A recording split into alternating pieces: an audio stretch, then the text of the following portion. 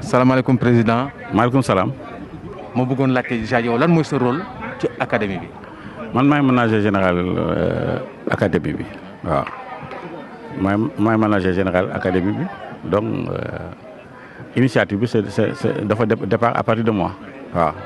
parce que les gosses sont venus me voir dañuy defaat sànc ba maa ngi leen yéen xam ngeen ni sànc ba moo créé nawetaan te jaba si commencement nawetaan si sànc ba la sosoo léegi su ñu demee ba problème yi am li nga xam ne équipe yi wax nañ ko def day nekk dañ koy démarrer fii waaw donc il faut que ñu bañ a yemati si ASC rek association culturelle mais association sportive culturelle et économique alors donc loolu moo indi si loolu donc ñooy dañuy def benn académie mais académie dañ ciy boole Médina yëpp du yem si sanc ba parce que chauvinisme la ñu bëgg mu génn donc ñu def ko sanc ba académie Médina donc c'est l'ensemble de la Médina la ñu bëgg ñu dugal ci d'ailleurs sax ouverture bi dina ci feeñ waaw on fera en sorte que sur tous les plans culturels et tout mu nekk une fête boo xam ne de la Médina ñëpp nañu bokk ci bés boobu ci ouverture bi ñoo nag balaa ñuy démarrer dañuy def benn premier lancement de tri ñu jël si ay gosses yoo xam ne ñoom la ñuy présenter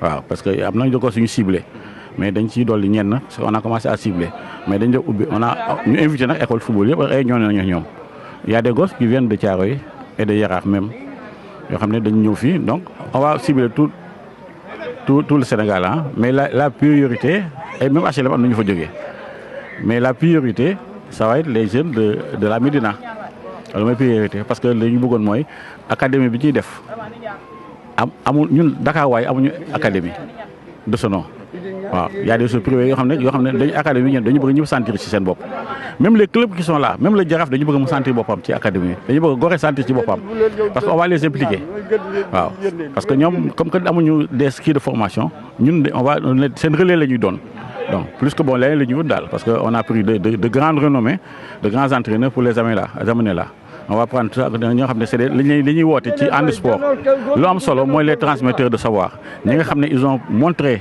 leur savoir partout dañuy jël loolu boole ko xale yi ñuy former ñoom ñu former leen. est-ce que am ngeen objectif à moyen long et terme nan ngeen ko établir. waaw non on a planifié xam nga loolu mooy défaut nit ñi. ñu planifié parce que ñun on est en train de s'inscrire au niveau de la Ligue de Dakar pour faire des compétitions mais xam nga au Sénégal le problème mooy handicap bi am la compétition la petite catégorie moo tuuti xale bi pour que mu gis boppam il faut mu def 30 matchs ñun on va créer ces compétitions pour ñu jox mais malheureusement fii Ligue de Dakar tu vas pas faire 5 ou 6 matchs alors donc et c'est pas bon et puis que catégorie réelle yi ngay jouer du am dañuy dugal loo neex ñi dañuy fraude duñu def lépp alors que ñun on va faire reformer les écoles de football yi nekk dans l'environnement ailleurs di def des tournois et puis on va aller à l'extérieur waaw on va beaucoup voyager quand même loolu c'est le AB du football waaw. est-ce que vous aurez les moyens de votre politique. waaw xam nga loo gis rek soo si xasee bay dugg je pense que wax naa ko benn moi j'aime les défis waaw man balaa may démarrer du ma démarrer ci dërëmu kenn waaw on monte un projet financier on joue sur ça on va le faire et les gens sauront que on sera sur ça parce que ñun on va être la meilleure académie de ce pays. waaw on a un défi parce qu'on a trouvé des gens qui ont de l'argent. Président, c'est un grand défi ça. Non, c'est un super défi parce que nous sur un minimum de départ on va démarrer avec 250 millions. waaw avec tout ce qu'il y a. Donc du lu ñuy luxus mais lu ñuy liggéey la on a des partenaires sur qui waxtaan nañu ils sont d'accord sur le projet on a pris benn cabinet dénk ko kii bi il a fini l'étude on paye le cabinet alors tous ceux qui ont tourné autour de l'équipe même les dirigeants des écoles de football seront rémunérés waaw parce que moi j'ai un combat personnel par rapport au football j'ai été président plusieurs fois j'ai dirigé une équipe je suis allé d'ailleurs je suis le dernier dirigeant boo xam ne yóbbu na une équipe à une finale de Coupe d'Afrique même si c'est la Coupe de l'UEFA donc xam naa lii dirige avec Boukounta Cissé qui est là on a été en finale waaw Orient moo ñu gagné donc 2-1 en finale léegi entraîneurs yi les gens qui sont dans les écoles c'est des parents pauvres du sport tu peux entendre des milliards c'est des gens yoo xam ne suñu reeree sax suñu ndekkee sax duñu am lu ñu añee alors c'est notre combat waaw ñun c'est-à-dire que li ñuy am dañuy commencer BAB bi il faut qu'il soit rémunéré ak lu ñu mënti am ñu def ko loolu waaw loolu moom c'est un combat man personnel je ferai en sorte que loolu mu am et que ñun on va jouer on fera en sorte que toutes les catégories vont avoir entre 30 et 50 matchs dans leur pied. Président, est-ce que académie bi day nekk sport étude wala sport exclusivement? Non sport étude day am étude même xale yi nga xam ne même ils vont apprendre le Coran. On a 2 heures de Coran par semaine parce que temps bi ñu am moo bari. On va faire la nage. On aura une heure de nage par semaine. Ça fait partie du programme de l'académie. C'est une obligation. Dañuy jàng même ils vont faire l'informatique. Ils vont avoir une heure d'informatique par semaine. Loolu dafa bokk ci académie bi. Il y a un projet, bon malheureusement j'ai pas amené tout, mais dafay dugg ci foofu. Et qu'on va impliquer tous les parents. Le jour du lancement, on va inviter tous les agents de joueurs. Même les tafankay, les sous-agents, on va les inviter pour que ñu xam suñu politique, pour que ñu bàyyi ñu suñu politique. Waaw, ñu xam suñu politique ku bëgg na def loolu, on va demander aux parents, on va signer des contrats, on va impliquer les parents. Waaw. Parce que là où on a innové, les gosses, on va leur chercher des mécènes, des parrains. Jour bu nekk si yow dañuy xool koo xam ne nekk na ci Médina te am dara mu nekk mécène am. waaw mu nekk un parrain nga xam ne moom daf ñuy aider parce que li mu ñu war a dimbali bëgg mu jox ñu dara ñu ne ko tey dénk nañ la diw voilà lii lañ yaakaar ci moom lii mooy budget annuel am est-ce que mën nga ko mën a waaw et loolu bari na parce que le Sénégal est trop social lu ñu bëgg am rek ñu am ko. mais est-ce que di ngeen di am siège boo xam ne fa la ngeen di loger xale yi ñu dëkk fa di fa jàngee. waaw di fa entraîner. d'ailleurs xam nga ñun xam nga dafa am yoo xam ne y avait des incompréhensions. Mais quand on a vu le maire de la Médina, on parle du maire, c'est-à-dire qu'on parle de l'institution municipale. Il nous avait demandé que chacun biir école Médine am na benn espace bëgg nañ ko ñu jël ko. Donc on est en train de mettre en place un dossier bancable. On a déjà parlé avec les banquiers. Ils nous ont dit que le cabinet est en train de travailler sur ça. Mais en attendant, on va louer une maison. Dès l'instant qu'on fait le lancement, on va inviter tout le monde, tout ce qu'il y a comme autorité, tout ce qu'il y a crème au niveau de la Médina, on va les inviter. Donc siège bi c'est Médina lay nekk spécifiquement. Mais Médina, tout ce qui se fait base de Médina là. C'est une académie Médina là, base de Médina là. Bien que on a des ambitions dans le futur pour aller chercher parce que espace moo manque fii Dakar. Mais base de Médina là, le siège va rester à la Médina. OK, merci président, ce dernier mot c'est quoi? Waaw, vraiment je vous remercie et je remercie la jeunesse de la Médina, de Santhiaba. Et c'est des garçons courageux. Bi ñu tegee projet bi, ils ont accepté, ils ont compris. Li ma mais bi ma ñëwee ma lancé le projet, ils ont compris l'apport des anciens entraîneurs nationaux. Ils ont compris et que bi ñu commencé nekk automatiquement maillon bi dafa dem. Ils ont compris qu'ils ont besoin de le savoir. Parce que le football dafa am manquement yu bari yu ci am. Il se prouve parce que je te dis que partout dans le monde, on n'a plus de latéral gauche. Parce qu'il n'y a plus de formation spécifique. On n'a plus de bon axe central. Donc, on n'en a plus. Partout, c'est partout. Alors, donc, le problème, c'est la formation. Non, formation spécifique. Mon bâcle. Formation, mon bâcle, mon manqué. Les gosses sont là, ils se débrouillent, mais ils ont manqué. Salam alaikum, man le Khadim Sama, 4e vice-président chargé de la juridique, Académie Santhiaba Académie Médina. Muy benn académie bu ñu mettre en place vu que ni gis nañu que ni jeunes yi fi ne ci au niveau de notre quartier au niveau de la Médina dafa am benn insuffisance de formation bi am ci xale yi ñu mettre en place l'académie boo xam ne dafay allier ñaari mbir muy le football et puis la formation les études moom lay allier ñu xam ne xale bi dina mën am xam-xam. Et puis dina mën a xam nu muy taxawee ci sport bi rawatina ci football bi donc académie bi li ci ëpp solo sax mooy on va former des sportifs réels mais on va former des hommes ñoo xamante ni au moins dina nekk des bons sportifs mais dina am utile tamit à la société donc loolu mooy bitu académie bi moo tax ñu mettre en place mais ñi ci nekk ñëpp nag c'est issu de l'ASC Santhiaba ñoo ci nekk gum fu ñu toll nii mais xam naa dinañ ko ubbi pour ñëpp bokk ci parce que affaire de Médina la mais loo gis nag tamit day am fu mu cosaanoo mais mi ngi cosaanoo Santhiaba ñu fi nekk ñu ne ko bu ànd ak suñu ay ndijaay nag suñu ay rakk suñu ay mag pour mettre en place l'académie loolu daal mooy li nga xamante ni moom dañu xam ne daal moo tax académie bi jóg pour ñu mettre ko en place ñaan nag ñëpp ñëw jàpp si accompagner leen pour jàppale xale yi. tonton ñu ngi lay nuyu. maa ngi leen di fay. tey dama la fekkoon fii laajte déjà la moo war a sa présence fii par rapport.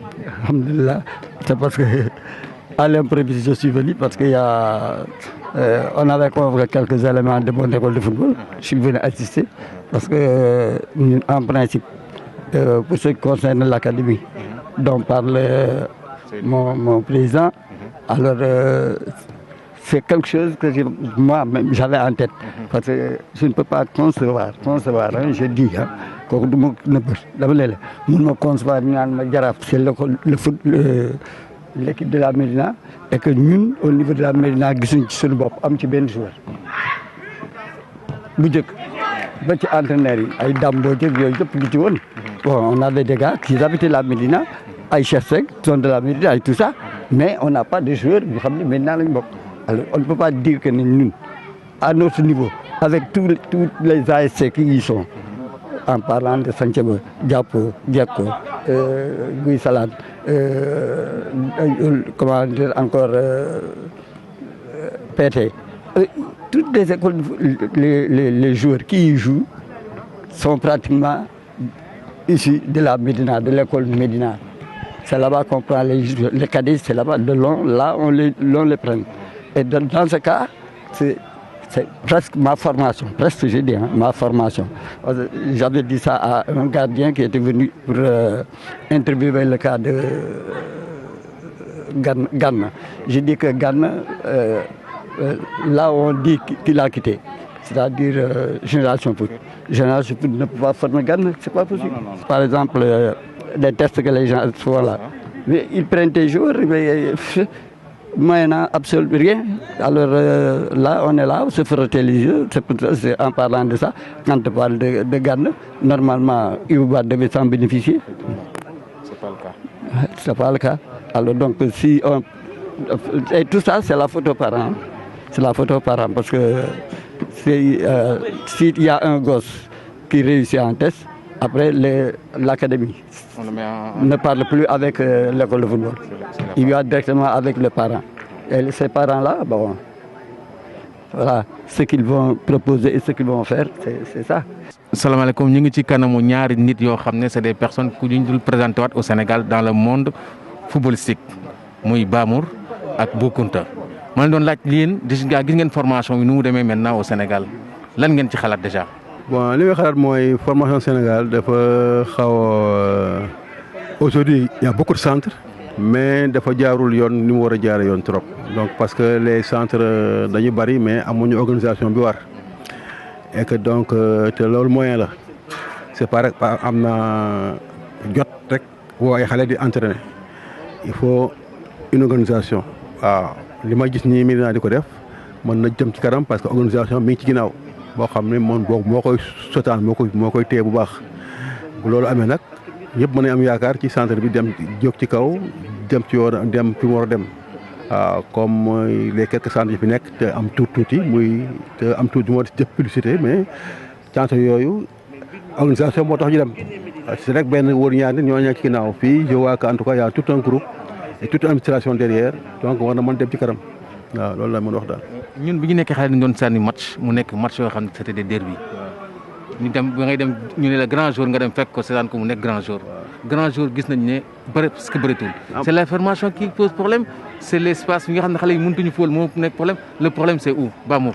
waaw mais man li ma ciy wax rek mooy bu wax na la ko léegi xam nga football bi espèce de pyramide la rek pointe bi ak base bi mais dafa mel ne at yi ñu duggee ne nii base bi dafa gën a yaatu na ba pointe pyramide bi ko war a ëmb organiser ko amul est-ce que am na moyen pédagogique fi ak yi mu yëpp football moo yaatal boppam parce que moo jël importance ak ampleur bu nga xam ni c'est extraordinaire pour les jeunes dañu abaisser âge de performance bi l'argent il joue un rôle extrêmement important parce que la réussite d'un footballeur c'est extraordinaire c'est des milliards c'est yéen ñëpp ko gisul seen bopp kooku il faut que la direction technique avec la fédération reconsidérer toutes les positions et toute l'organisation par rapport à ce niveau parce que base bi base pyramide bi yaatu na yaatu mu nga xam ni téye ko yombatul kooku laaj na beneen toogaay yaaj leneen forme d' organisation bu wax na ko léegi commission d' organisation commission technique centrale bari na il faut nit ñi toogaat reconsidérer évolution boobu man noonu laa ko gisee quoi. mu ñëw fekk leen fi yéen ñi nga xam ne ay sommité ngeen dans le football kenn du wax football Sénégal te boole wuñ leen ci ñu fekk leen ci académie bi nga xam ne dañuy waaj lan moo waral déjà seen présence fii. waaw suñu présence fii mi ngi li ko waral mooy déjà Seydou Ndoye qui est le manager général sunu nit la et c'est lui qui nous a conviés pour ñoo jàppale ci liggéey bi parce que xam nañu en tout cas bëgg-bëgg ci football moom également xam na sunu compétence football alors bi ñu ko joxee affaire bi mun duma jëli kenn ku dul Bamour ak Bokuna lay jëli parce que ci ñoom la am yaakaar ci former ay jeunes parce que également duñ ci xam ni que duñ ci wéet parce que c'est un métier boo xam ne def nañ ko ay ati at au niveau des clubs même au niveau des sélections donc moo tax en tout cas mu am yaakaar ci ñun pour ñoo jàppale ko ci formation bi bon li ci am solo mooy bu njëkk comme tu l'as dit tout à l'heure y avait de grands footballeurs yoo xam ne dañ leen di gis dès le jeune âge des cadets junior gis leen ñu dem cadet junior senior aujourd'hui difficilement ngay gis un cadet bu yàgg senior difficilement ngay gis un junior bu yàgg senior parce que wàññi ati moo ko waral parce que da ngay gis un cadet bu jógee cadet dem junior bu jógee junior dem senior carrière am jeex na parce que bu demee senior dafa fekk koo xam ne moo ko màggee 4 ans 5 ans ëpp ko métier moom la ñuy classé moom du sax am temps de jeu wala sax du sax am ñu koy convoqué donc mujj na itam donc c'est comme ça qu'on a perdu tous les talents yi amoon Sénégal amatuñ talent de jeu parce que simplement boo demee da nga gis ku la baale sa carrière senior la junior lay jeexee waaw boo xoolee ba également moo tax loolu amatuñu en tout cas de bons footballeurs bon. Quand le Sénégal va prendre des joueurs en Guinée-Bissau, on va prendre des joueurs en Gambie, on va prendre des joueurs à Conakry, alors que ñun ñu ëpp potentiel ñooñu moo lay wax ni liggéey am lu tax parce que simplement les talents yi amoon amatuñu plan de carrière seen carrière mi ngi yem junior wala senior wala première année deuxième année junior lay jeexee parce que bu ñu demee senior fekk fa ko leen baare te kenn baare la leneen lu dul.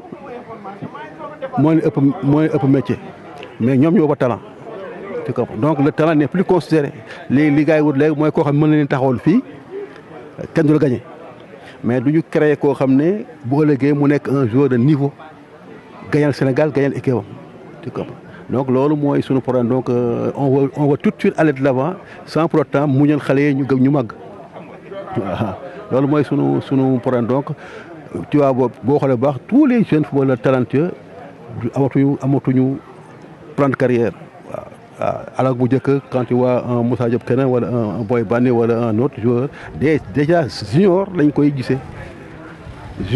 gisee équipe nationale wala junior lañ koy gisee équipe A waaw léegi difficilement nga gis un cadet ou un junior bu dem équipe A difficilement nga koy gis fekk am na Bamour dama def remarque y a des am na ay joueurs ay type de joueurs yoo xam ne gis amatuñ ko nga gis un latéral gauche sénégalais bu ay bëreetul nga gis un 10 bëreetul c'est quoi le problème c'est la formation métier moo amatul talent moo amatul c'est quoi selon vous. mooy li ma waxoon léegi rek bu dama gën a confirmer encore li bu wax mooy on brûle toutes les étapes ubbi nañu gën nañu yokk base bi xaalis bi ci kaw la ñu gën a gis jël un joueur qui vaut 50 milliards nga koy photographier du matin au soir et tout le monde c'est une ruée vers le football donc c'est des bousculades au niveau de la formation et toutes les filières de formation scientifique qui ont été mises en place par les entités ont été bouleversées et à la limite même rétrogradées de telle sorte que il faut reprendre ça. C'est une situation très difficile, il faut le reconnaître pour la direction technique, mais faudrait-il qu'elle s'en préoccupe complètement entraîneur yi toog wër ko ndombo ñu defar liggéey bi tegal ko ci loxo fédération dirigeant administratif parce que du ay administratif ñoo koy régler comme tu as dit lii technicien ak homme de terrain yi ñoo ko mën a régler trouver la réflexion à ça c'est une nouvelle donne dans le monde entier voilà merci. man kontaan naa votre présence day joxe jaakaar donc ci académie bi ñuy créé nii. dama lay wax rek mooy fii am na ki ngay wax léegi y a un bon j'ai vu un bon latéral gauche qui est cadet aujourd'hui. Mais tu le verras difficilement dans une équipe senior parce que bu yegg senior comme koy fekk moo koy baare donc pour mu mel ni Eusebio day jafe parce que simplement du football duñ ko may temps de jeu duñ ko may sax buñ ko convoqué. On préfère prendre le gars qui est limité mais très rigoureux à la place mais ki nga xam ne il est talentueux boo ko muñalee quelques mois 5 6 7 8 matchs mu jël volume jël niveau daf lay doo ko ñëwee parce que daf lay gagné c'est-à-dire que il va faire une erreur deux ñu gagné la ñu dàq la loolu ngay bañ donc da nga taxaw tu le préfères le mettre dehors indi ki nga xam ne il est simplement là pour faire ce que tu veux mooy moo kenn gagné loolu mooy problème daal donc voilà pourquoi donc il faut que ñuy permettre aux jeunes talentueux ñuy wal ci équipe yi bu njëkk loolu amoon loolu moo amatul waaw il faut que dañuy muñal xale yi ñuy wal bu ñu xoolee quelques matchs rek commencé am métier am volume et c'est parti waaw mais duñ ko def donc voilà pourquoi donc on a perdu tous nos talents muy arrière muy milieu muy attaquant muy on n'a pas d'avant-centre au Sénégal da ngay dem Gambie puuti ko parce que les jeunes avant-centres yi fi nekk talentueux du am chance jouer en senior parce que en senior il y a un autre qui est plus âgé qui les barre et ñoom également bu ñu toogee benn saison joué wu ñu dem nawetaan donc voilà pourquoi on perd donc il faudrait que ñu xoolaat la formation non seulement mais également les clubs xoolaat la manière de recruter les joueurs waaw booy recruter joueurs da nga ciy boole ay jeunes waaw daf ci am solo pour jeunes yooyu mën a remplacer les seniors accomplis dans 1 an 2 ans plus tard tu vois. yow noo tudd. maa ngi tudd Ababacar Laye Diop. yow ban poste ngay joué. défense ak central. central. SCP laay joué. tey la moo taxoon nga ñëw fii déjà. dama ñëw pour def test pour ñu xool ma rek xam bu dee mën nañ ma bool si équipe bi. yow noo gisee test bi déjà. jaar na yoon de. yaakaar nga ne am nga fi place. waaw. yaa dàq fóol gars yi wala gars yi dàq fóol. ñu ne benn lañ de ñoom ku nekk sa wërsëg fu mu nekk rek yaa fa war a dem. est-ce que am nga ambition ci football ban ambition nga am. am naa si ambition kay. bëgg naa si ne de nekk professionnel te big bi football après football sama équipe nationale jëlal leen coupe. Boy ça va na nga tudd. Mouhamed Ndir. yow ban poste ngay joué. ak central. da nga ñëwoon ci test bi tey. ma ñëwoon test bi pour xool ndax entraînement yi dugg na wala dugg. noo ko gisee. ça va c'est bien passé. signé pour incha allah yóbbu sama yaay màq lu des ñu gérer ko. yaakaar nga tu peux devenir un grand joueur. incha allah. xam nga un grand joueur lan moo koy waral lan moo koy def. gëm boppam yaru civilisé déglu sa coach lu mu lay wax ak entraînement. ñu ngi taxaw ak Alioune Diop def naa ne ku nekk xale nekk biir Médina dem école Médina di nga ko xam déjà amoon na école bu football bu ñu tuddee Alioune Diop mu formé des grands joueurs Souleymane Camara seen xel day dem ci Ousmane Diop voilà day dem ci Alioune Diop déjà tey dañu ñëwoon fii ngeen doon def test nan nga gisee test yi déjà. Bon test yi bon on est tellement satisfait quoi parce que vraiment ça s'est bien passé xale yi wan nañ seen bopp quoi peut-être xëy na anomalie bi mooy terrain bi rek quoi mais dans l'ensemble booy xaw nañ woon lu ñu leen jàngal daal. waaw macha allah waaw gis nañ ci waaw am nañ ci yaakaar daal. waaw am nañ yaakaar daal dinañ am balaa déwén dinañ am ñaar wala ñett yu dem bu soobee yàlla am nañ ci yaakaar.